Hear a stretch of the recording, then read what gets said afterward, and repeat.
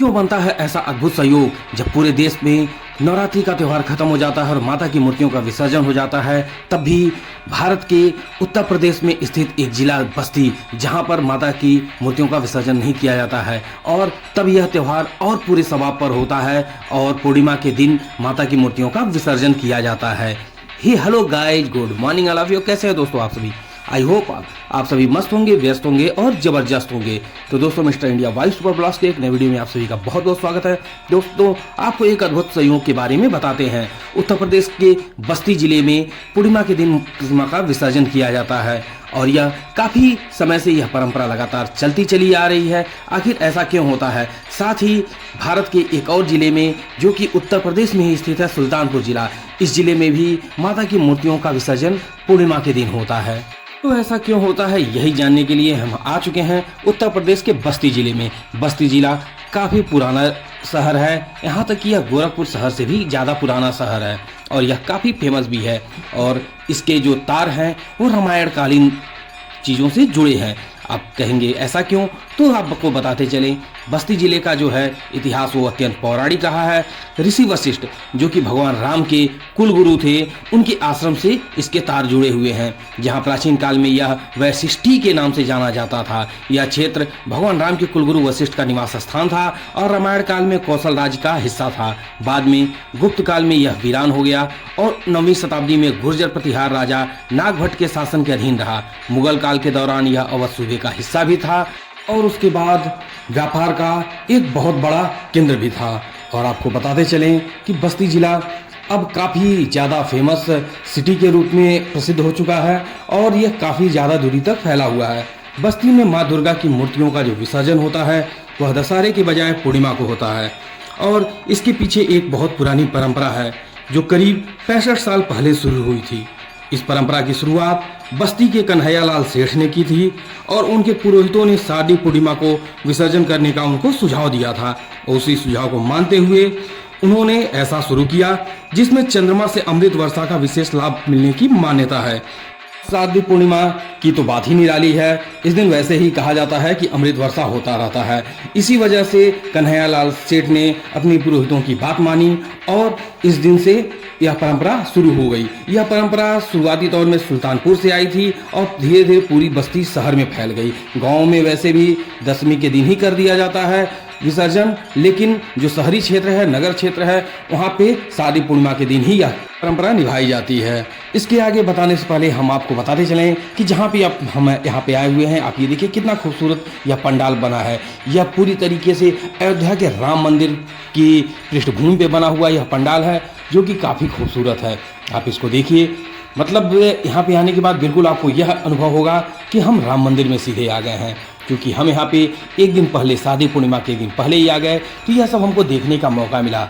और अब हम कल भी रुकेंगे शारदीय पूर्णिमा के दिन और शारदीय पूर्णिमा में जो विसर्जन वगैरह होता है वो यहाँ का हम देखेंगे। आप हमारे साथ लगातार इस वीडियो में बने रहें, आपको काफ़ी अच्छा लगेगा और आने वाली जो वीडियो है उसके माध्यम से आपको पूरा इसके बारे में सारा डिटेल से जानकारी मिलेगी। वैसे भी जो ये पूरा अवध क्षेत्र है बस्ती का जिला का, फिर उसके बाद जो है अयोध्या का, यह पूरा एरिया जो है ना, यहाँ पे इतने भव्य भव्य पंडाल लगाए जाते हैं, इतनी बड़ी बड़ी मूर्तियाँ स्थापित की जाती हैं कि क्या ही कहना। क्योंकि हम यहाँ पे पहले भी आते रहे हैं बस्ती ज़िले में और फिर अयोध्या में, हम यहाँ के पंडालों को, यहाँ की मूर्तियों को देखे हैं। नवरात्रि के समय शारदीय जो नवरात्रि पड़ती है उस दौरान हम यहाँ पे कई बार आए हैं और हमें काफ़ी अच्छा लगता है। मतलब जितनी बड़ी मूर्तियाँ और पंडाल यहाँ पे बनते हैं, जितने भव्य रूप से यहाँ पे बनाया जाता है, उतना हमने अभी तक कहीं भी नहीं देखा जहाँ जहाँ भी हम गए हैं। वैसे अभी तो बहुत जगह हम घूमे नहीं हैं, अभी जितना जगह घूमते हैं आपके साथ शेयर भी करते हैं। और आप लोग का प्यार अगर मिलता रहा हमारे चैनल को, हमारे वीडियो को, तो आपको वो वीडियो हम प्रस्तुत भी करते रहेंगे ताकि जहाँ जहाँ भी हम जाएं वो चीज़ें आप भी देखते रहें, आपको भी उसके बारे में सारी चीज़ें जानकारी मिलती रहे। आप ये देख सकते हैं झरना ये बना हुआ है, कितना खूबसूरत। यहाँ ऊपर जो है शंकर जी का मंदिर है, मूर्ति है और अलग अलग ये आप ऐसे देखते चलें, एक से बढ़कर एक पंडाल है, एक से बढ़कर एक खूबसूरत मूर्तियाँ हैं। तो फिर हम बताते चलें इस परंपरा के बारे में। यह परंपरा लगभग 65 साल पहले शुरू हुई थी कन्हैयालाल सेठ के द्वारा और उसी के बाद से पुरानी बस्ती जिले में उन्होंने दुर्गा प्रतिमा स्थापित की और उसके बाद उसका जो विसर्जन है वो शारदीय पूर्णिमा के दिन उन्होंने किया, न कि हमेशा की तरह दसवीं के, और तब से ही यह परंपरा शुरू हो गई।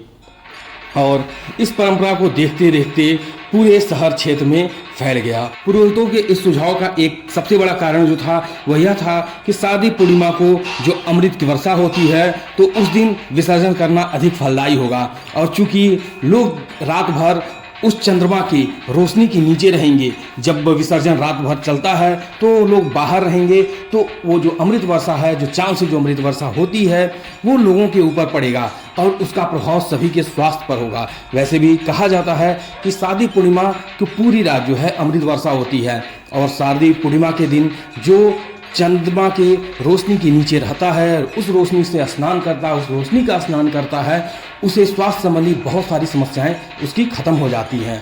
तो इसलिए हम तो इस मान्यता को खैर मानते ही हैं, हमारे पूर्वजों ने भी कहा है, इसलिए वैसे भी कोई नुकसान तो है नहीं ऐसा उसका, तो रात भर रहने में तो पूरी रात नहीं, लेकिन जितना भी देर हो सके आप रह सकते हैं। हम तो हमेशा उस दिन शादी पूर्णिमा के दिन रहते हैं और उसका जो है काफ़ी अच्छा एहसास भी होता है, काफ़ी सुखद एहसास होता है। एक तो जो चांद की खूबसूरती उस दिन काफ़ी ज़्यादा बढ़ जाती है और जो रोशनी है वो और ज़्यादा खूबसूरत दिखती है। तो आप भी जब भी आपको मौका मिले तो किसी भी शादी पूर्णिमा को ज़रूर इस जो पल है, ये जो पर्व है, उसका आनंद उठाना चाहिए।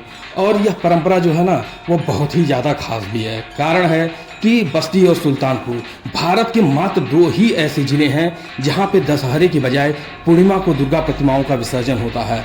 तो आप सोच लीजिए, जब पूरे भारत में सिर्फ 2 जिलों में ऐसा मान्यता है, ऐसी परंपरा का निर्वहन किया जाता है, तो ये कितना खूबसूरत होगा। क्योंकि नवरात्रि के दिन पूरे भारत में माता की मूर्तियों का विसर्जन हो जाता है और उसके बाद इस बस्ती ज़िले में और सुल्तानपुर ज़िले में ये प्रतिमाएं स्थापित रहती हैं और जो मेला है वो और धूमधाम से होता है। दूर दूर से लोग आते हैं सिर्फ इस मेले को देखने के लिए। और जब कहीं भी मेला नहीं रह जाता है नवरात्रि का, दशहरा का, तो भी ये मेला लगभग 5 से 6 दिन और चलता है और पूर्णिमा को ये समाप्त होता है। तो इस कारण से भी इसकी एक विशिष्ट पहचान बनती है, एक विशिष्ट पहचान दिलाती है यह परंपरा, और यह परंपरा पुराने समय से निर्बाध रूप से जारी है। तो दोस्तों आप देख सकते हैं इस समय जो है हम यहाँ पे आ चुके हैं जहाँ पे विसर्जन हो रहा है। पूरे शहर से बड़ी बड़ी मूर्तियाँ आ रही हैं विसर्जन के लिए और यह फिर जाएंगी विसर्जन में। शहर और आसपास के क्षेत्र में मूर्तियों का जो विसर्जन है वो विभिन्न नदी घाटों में और तालाबों में किया जाता है, जिनमें से अमहद घाट, मखौड़ा धाम घाट, सोंधिया घाट और कुआनी नदी तट शामिल है। विसर्जन के स्थलों पर प्रशासन द्वारा सुरक्षा, बिजली और गोताखोरों की उचित व्यवस्था की जाती है ताकि धार्मिक अनुष्ठान शांतिपूर्ण और सुरक्षित ढंग से संपन्न हो सके। और जो मुख्य शहर की जो मूर्तियाँ हैं उनका ज़्यादातर जो विसर्जन है वो अमहद घाट में किया जाता है।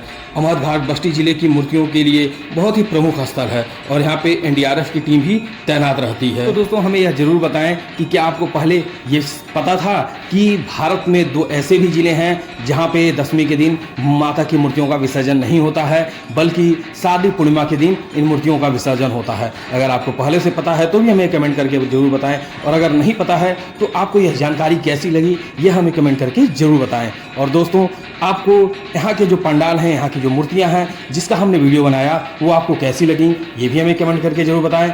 और जो यहाँ का जो विसर्जन है, विसर्जन का जो तरीका है और यहाँ पे जो खास परंपरा निभाई जाती है उसके बारे में आपको जानकर कैसा लगा। तो दोस्तों हमारे वीडियो को, हमारे चैनल को यूं ही ढेर सारा प्यार देते रहिए, क्योंकि हमारे चैनल और वीडियो को आपको ढेर सारा जब प्यार आप देंगे तो हम उत्साहित होंगे ऐसे अन्य जगहों पे जाने के लिए और इन खूबसूरत जगहों के दर्शन और इससे संबंधित जो जानकारियां हैं वो आपको प्रदान करने के लिए। तो इसलिए हमारे चैनल और हमारे वीडियो को ढेर सारा प्यार दें। अगर आप हमारे चैनल पर नए हैं तो प्लीज़ सब्सक्राइब करें, ज़्यादा से ज़्यादा शेयर करें और लाइक करें। ठीक है दोस्तों, मिलते हैं अगले वीडियो में, तब तक के लिए बाय बाय।